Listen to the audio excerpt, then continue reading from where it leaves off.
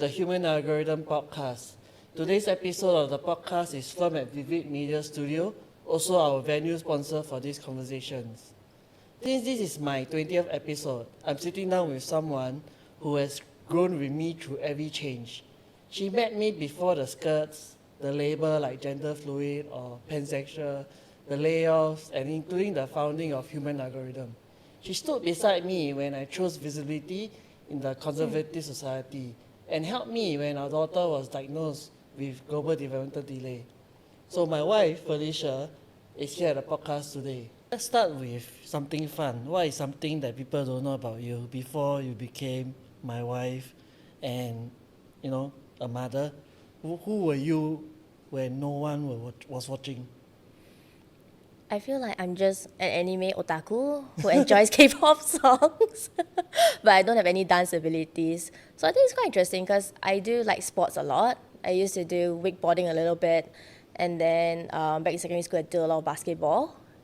Yeah. I think our interests are totally different. Like, I'm really not into anime. Yeah. So maybe we start from the beginning, right, for our listeners. So when we first met, right, I would describe myself as, someone who was putting a lot of masks and, trying to be someone that I was not, or hiding who I really was, right? So what did you see in me that you believe that I could be a better person? Oh, that's a tough question. What do you feel like you saw in me that made you stay or made you believe? Okay. I think for me, main thing was ambition. I feel that to find someone is not just, I don't know, I think I'm at an age whereby I was looking for a partner. It's always about someone's ambition, their interests, what's their goal in life. Not much of appearances, because I feel appearances is more fantasy in a sense, like, K-pop, oh my goodness, the oppa looks so good, all that, right? But I think to really settle with someone, it's someone who sees your potential and then to root you through no matter what. So I think it's always important to find a cheerleader as well. So I see that really highly in you. So even though a lot of times I feel like I procrastinate a lot, I just go with the flow, but then you always give me the nudge that I feel like I need it at the right time. There's no sugarcoating. It's just like, if this is what you want, go for it. That's why I saw it. Yeah. I also feel like, I felt like very comfortable and safe around you. Mm-hmm. Like, I didn't feel it with any other people that I've dated before. But, when we first went out and remember our prata and movie date. Prata was a supper, but we went for Vietnam, like some some Vietnamese food the Vietnamese thing, for dinner, and then went for movie. I don't remember what the movie was, but I felt like you were someone that I could talk to and feel comfortable around with. And I also I didn't tell you this on the first date, but subsequently I told you that I was not just interested in women, but also different genders as well. And what went through your head initially when I first told you that? I feel like it was curiosity. To me, I always have this open mindset of gender. I think growing up, my mom didn't really put a gender like, women must marry men and stuff like that. So, even watching my parents growing up, sometimes it's tough. I think between straight parents as well. So to me, I was kind of open in the earlier years whereby, there's no gender labeling. So I feel that it's always important to find someone who I can connect with. It's more important than just like, I just want to settle down for someone. Yeah. I think very early on, I told myself that if I don't date someone, it has to be someone I can rely on. Doesn't matter what gender it is. Yeah. Did it change your impression of me? Not really. I think it's cute. A lot of part is curiosity, like why certain things or what attract. I think what helps us connect a lot is our openness to gender. Yeah. It's always about that connection. Yeah. Like you term the word pansexual, right? You just, so long you're attracted to someone in whatever it is, it's not the appearance. Yeah. Yeah. And when after I came, I think we talked about it, like we discussed before me coming out, like 2024, and when I started telling people, you know, not just you, right? Just telling people that I was not straight, that, you know, I was wearing a skirt, dress, and all that, right? Like, you know, how did you feel initially when this was happening? Do you mean the impression from friends, or it's just more like me towards you? Yeah, you towards me. I always view it as more something is interesting. Yeah. So it's like, what is Sean's fashion style, right? Yeah. Because all the while you've been dressing very masculine, you know, very sporty, the button shirt guy with sharp look and nice shaved hair, right? So it's always interesting, like, okay, what is his style? Because I know that you are someone who is very bold in colors and prints, right? Like so our wedding hair. Yeah, wedding hair. So I remember, like, it was very fun. I think wedding shoot, we went really crazy with the hair. First, I think you had blonde, and then I had pink hair. Yeah. And then closer to the wedding, we kind of switched around where you have like neon, like bright as your pants, that Yeah, orange. I also had green hair once.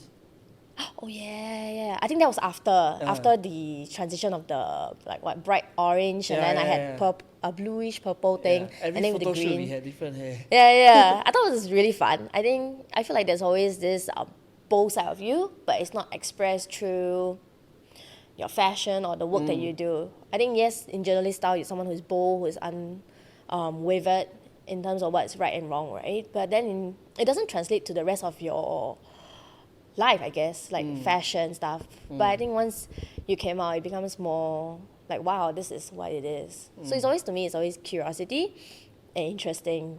Yeah. No judgment. Was there any hesitation on your part, like, that you didn't want me to tell anyone or come out publicly? I think no. I always respect the decision that you make, which I really like. I think for me, it's more of what the public, initially when it first came out, what the public perceive of you. It's always about safety, you know. Yeah. What if you get beat up? What it's, you know, more like safety issues. Yeah. What if someone come up to you and just like bash you just because you look different? It's always about safety. Yeah. And, you know, in terms of people around us, right, like our family members, our friends, everyone obviously had questions because all of the questions went to you. Yeah. And I said in my first episode of the podcast as well, like, all the questions, you became my PR person because everyone asked you a question like what's happening to Sean. How did you react to these questions in terms of like emotionally and also like how did you answer these questions?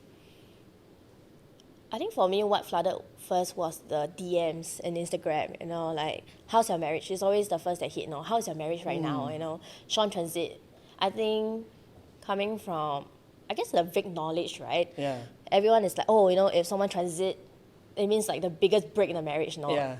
It could be like suddenly he's not interested in women anymore because he's relating more to feminine side. What is this going to be next, right? I think it comes from a place of concern for me, which I'm also very grateful for, like having such great family and friends. I think for me, it's just addressing one question at a time. Yeah. Because I think, I would say general, people don't have when you don't have much knowledge on the LGBTQ plus,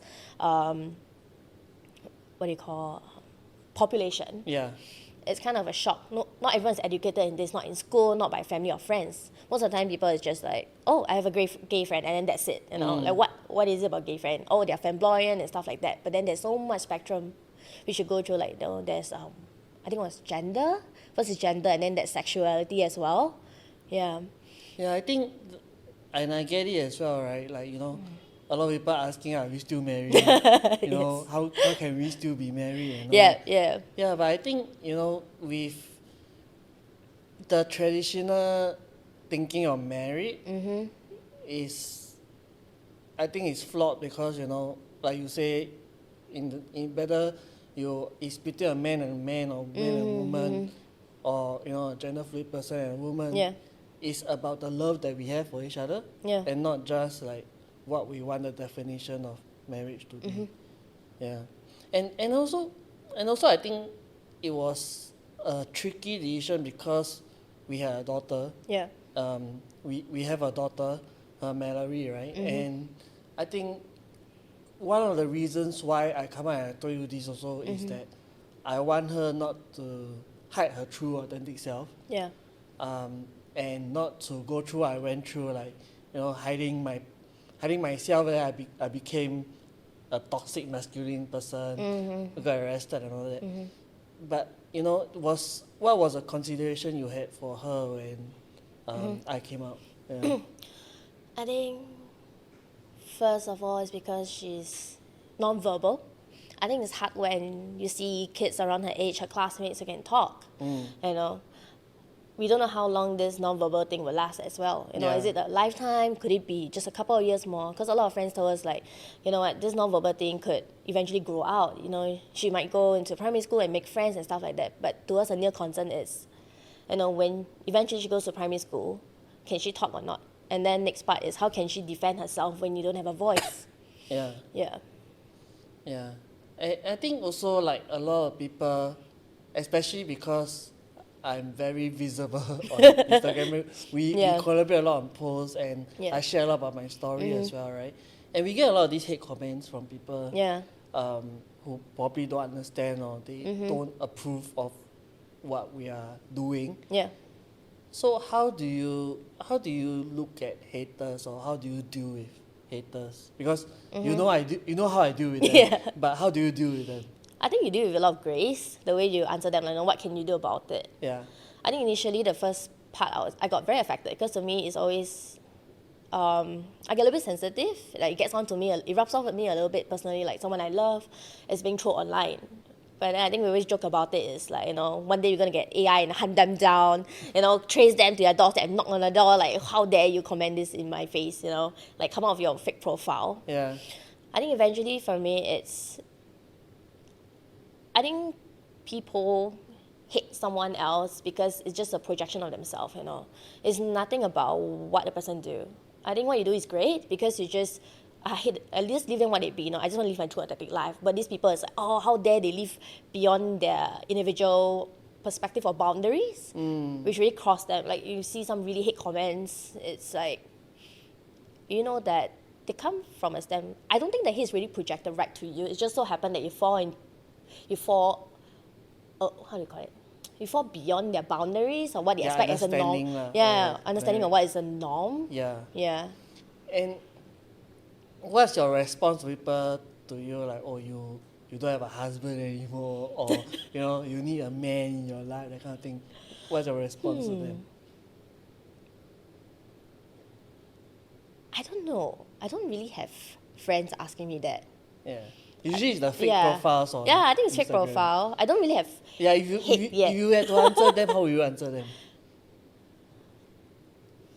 Mind your own business. Because I think every relation is different, right? Like, why are you projecting onto me on what your thoughts are, right? Yeah. Like, why you don't have a man in your life anymore? I'm like, so what? Yeah. I have other things to care about, like bills, my daughter's education, her therapy, all that. To me, the last thing on my mind is to worry about what haters think, or I mean, they're not, like what you always say, they don't bring us income. Why should I let them affect my mind? Yeah. Yeah.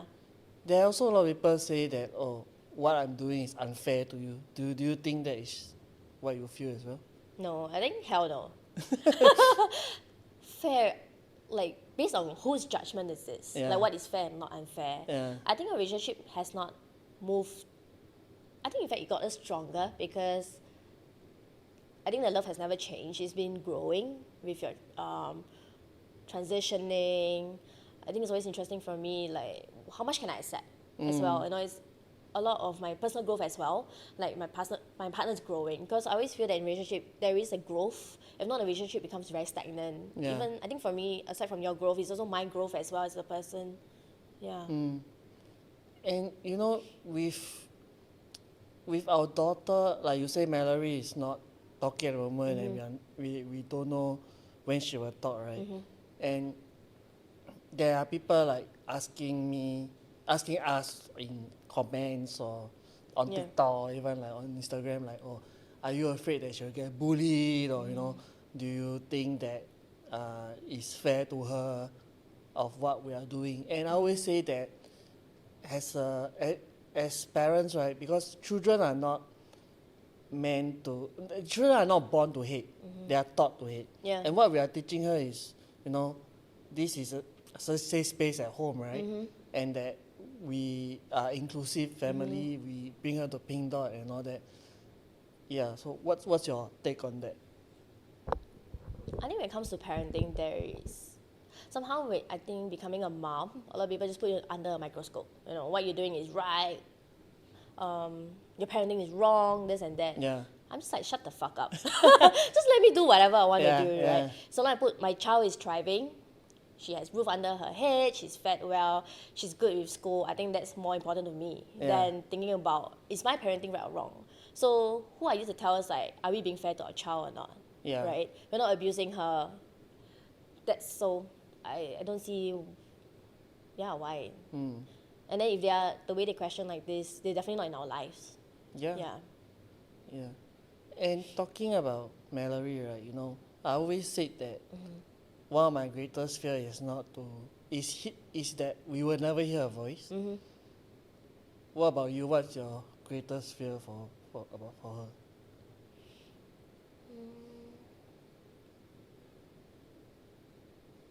I would say people's judgment.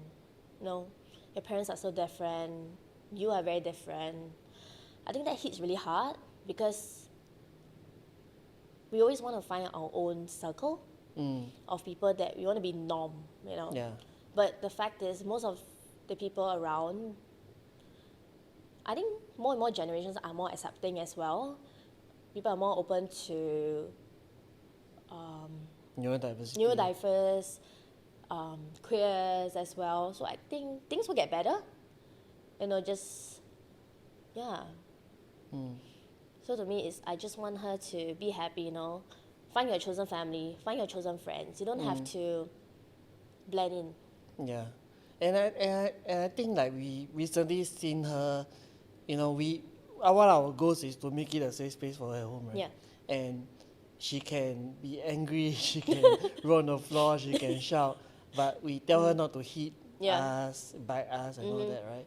And I think we also hear from our teachers that she doesn't do that in school or her therapy as well. But at home, because she feels safe with us, that's why she's doing it. And I think it's a progress of what she has gone through in therapy and the home that we created for her. And, you know, do you feel like, is there anything that we can do more or something that, you know, do you feel like her progress is fast enough in that sense?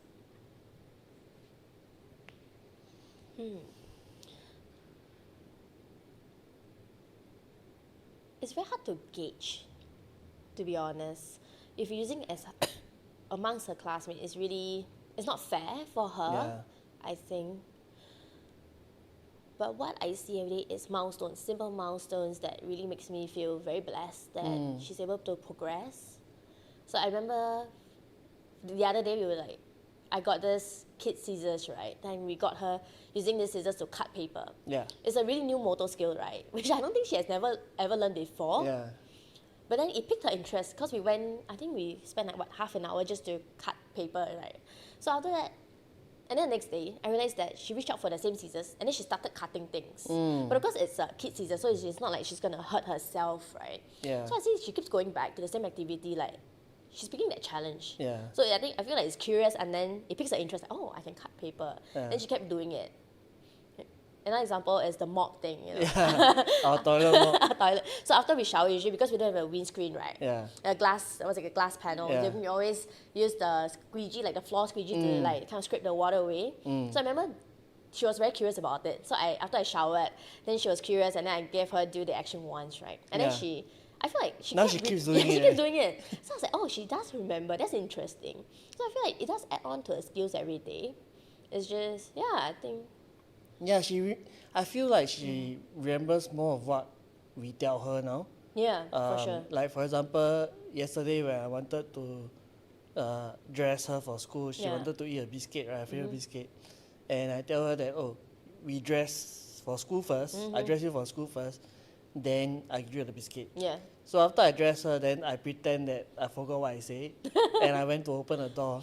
And she got very upset. Like, she remembered what I said. I can imagine. Yeah, and then she went to push and close the door. and demanded that I give her the biscuit. So that's when I realized that she remembered what we say. Just that whether she want to do it or not is another thing, right? I think there was another one long term whereby I promised her, like, because the next day was my off day, I was like, okay, I'm going to cycle you to school in the morning.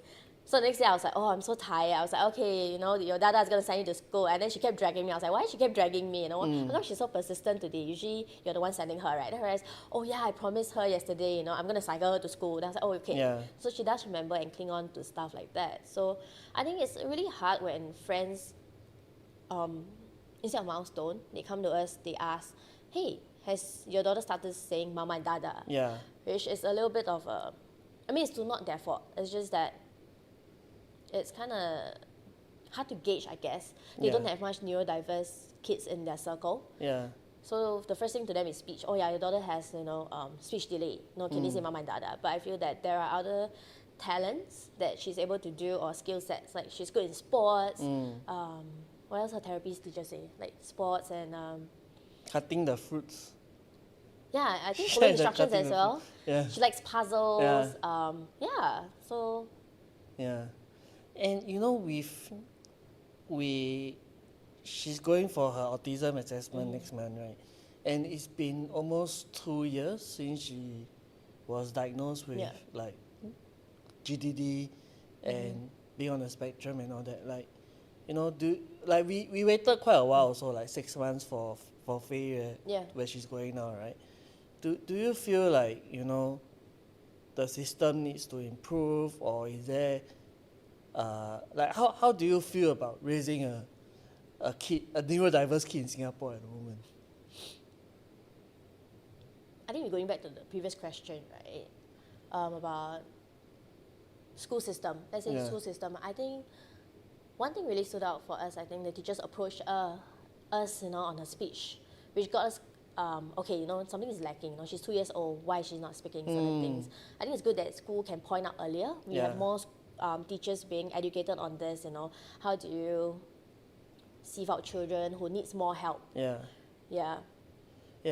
think what you say earlier also, like, whenever I send her to school, right, and I see her classmates talking or having a conversation with their parents, right, then I feel jealous sometimes. Yeah, it does hit hard. But I have to remember that, we are not comparing her with other kids. Like, we see progress through other things. And, as she grows older, right, like, we bring her to Pink Dot, we expose her to as much inclusivity, like the books we read to her as well, very inclusive, right? Like, how do you, what's your advice to other parents whose kids are maybe, different, whether neurodiversity or whether they are queer as well? Like, what's your advice to other parents? I think rather than passing judgment on what you think it is, listen to your kids first. Ask them what is it to them, what is it to be what is it to be queer, for example, what does it mean to them, what is the ideals of their partners, how they see their lives, and then from there be a cheerleader, because if you're not going to be your kid's cheerleader, who's going to be? You don't want them to see you as someone who is just a shelter and food provider, which is really sad, right? I think emotional connection is always the strongest, I think growing up as Asian, a lot of times, parents will always put that above you, I provide you food, I provide you shelter, and that's Sound it. like my parents. And then that's it, right? But I think it goes beyond, what happens when your kids grow up, they are able to provide for themselves. So what is left for your kid to keep returning back to you, beyond financial means, for example. And we talk about her, but let's talk about ourselves also, right? For me, I've been building human algorithm like 1.5 years already. Like since I think October 2024 when I lost my job, and then I started building human algorithm. You saw me build from scratch, right? From nothing to making like more than I ever did in corporate job. Like, what was the hardest part for you initially when I started building my own company, and how do you support me? Yeah. I think financially we were very, very tight. We were Yeah. so close to bankrupt, right? We were Yeah. like, should we declare bankruptcy or not? Plus, it was so unexpected to be let go from the job at that time because Yeah. I was a freelancer as well. And suddenly we were both freelancers. So I think there was a huge stress on finance part. Yeah. Because you also just moved into a new place. Yeah, it was a huge loan. Oh my goodness. So I think for me, I think for you, I saw like a straight breakdown, you know, like, oh no, what's going to happen? No, I just got let go of my job. What's next, right? For me, I was very optimistic, you know, okay, you know, what's our next plan? It's always, do not look back and grieve. It's always, okay, what's our next step? What are we going to do to better the instance, you know? There's no time to waste. I think if we don't have a child, we still can kind of take it easy, you know, maybe get a sabbatical break, like 2 to 3 months, right? But I think with kid, the pressure's on, you know, what is she going to feed next month? Our loans, what's going to happen? Are we going to get kicked out of our house? What's the next plan? Yeah. So I think for me, I felt that you went through this grief part, and then suddenly, the next time I talked to you, it was like, oh, since, you know, I got so much time on my hand, I want to do the podcast I always wanted to do, but my company previously did not really push through, right? Yeah. Yeah, so suddenly I saw this fire. It's like, okay, I need to get shit done.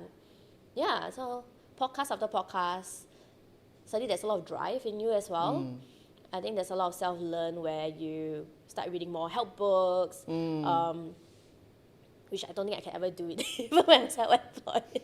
Looking at other creators as well, you know. So I feel like there was a lot of creative energy suddenly from you. Like, oh, there's so much drive that I want to do that. It's very different from what I see in your years of your career, working for someone.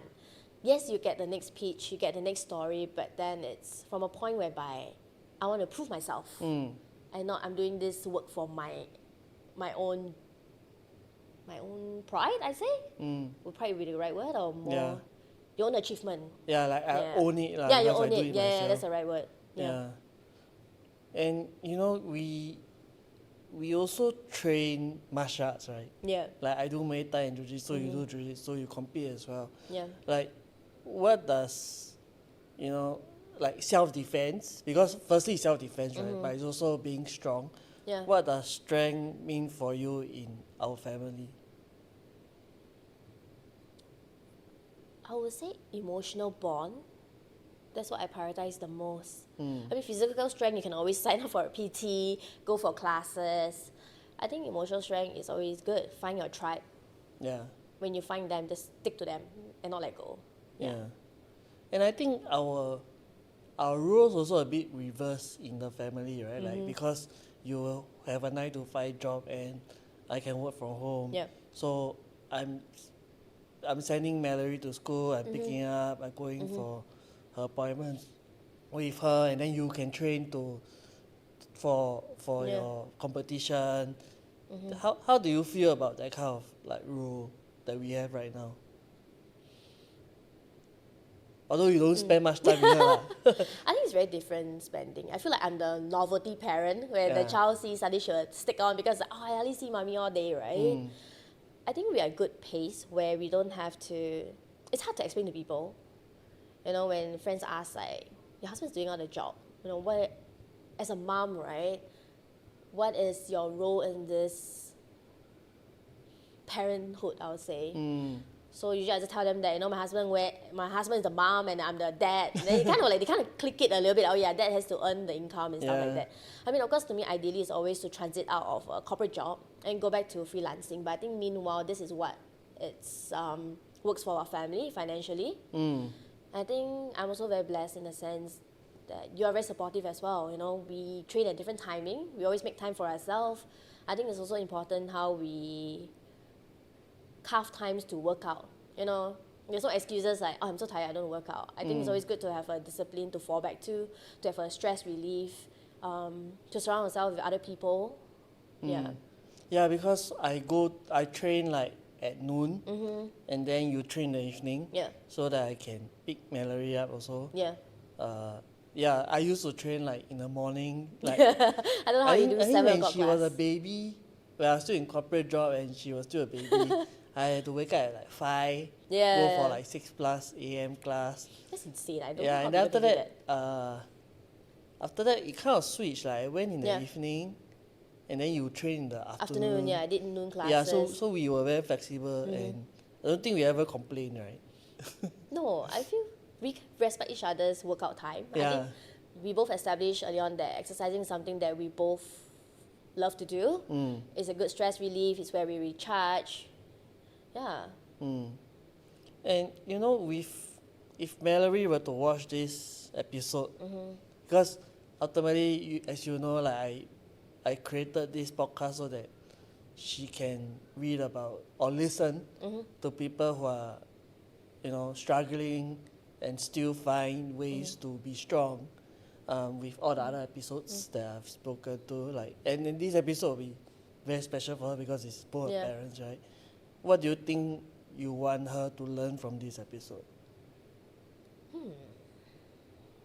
For me, I want her to understand the decisions that we make for her, and also for ourselves as well, right? When she watched this growing up, yeah. I would say that this podcast you've been doing more is what Joy said, it's like love letter to her. Yeah. That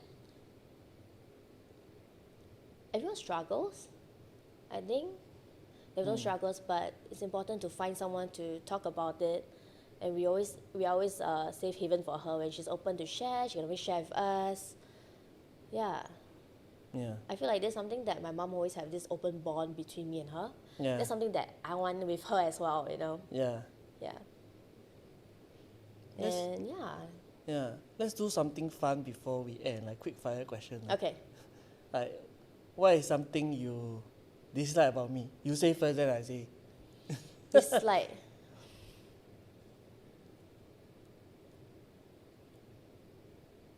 I need scenarios. Dislike. Like not listening to you, you always say. Yeah, I feel like I have to repeat a lot of times.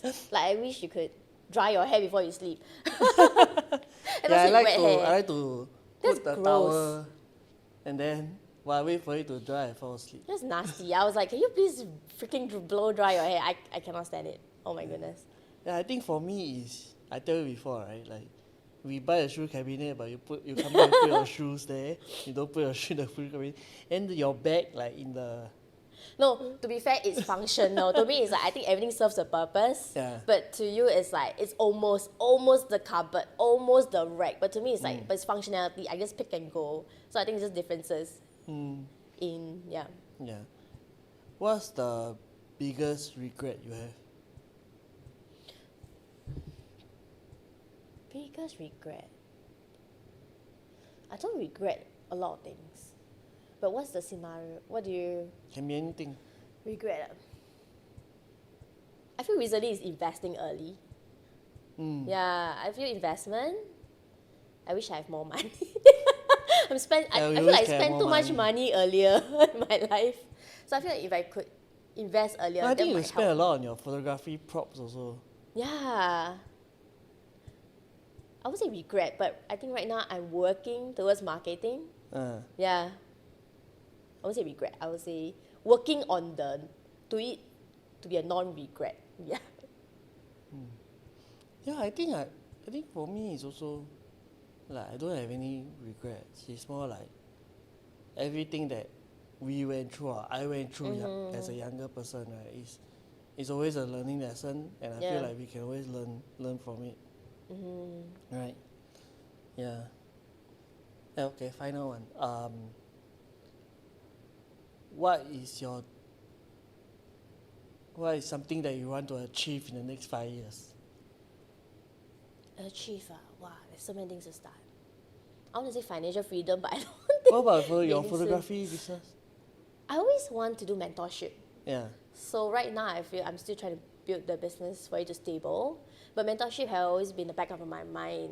I think I love to share a lot. As much as I don't post it on social media as much, Yeah. I would say that I like to do more educational stuff. Yeah. Yeah. Okay, final question before we end. You know, if let's say in 2030, right?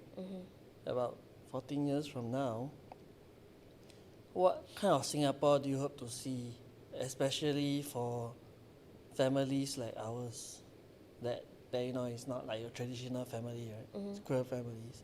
What do you want to see in Singapore in 2030?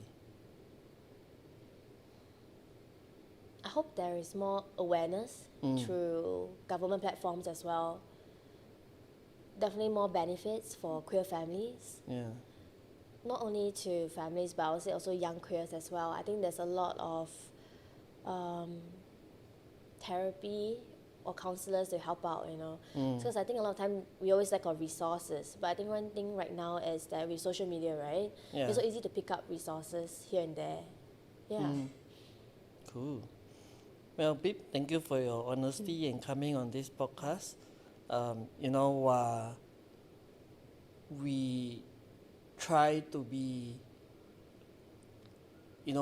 something, represent something that a lot of people struggle with.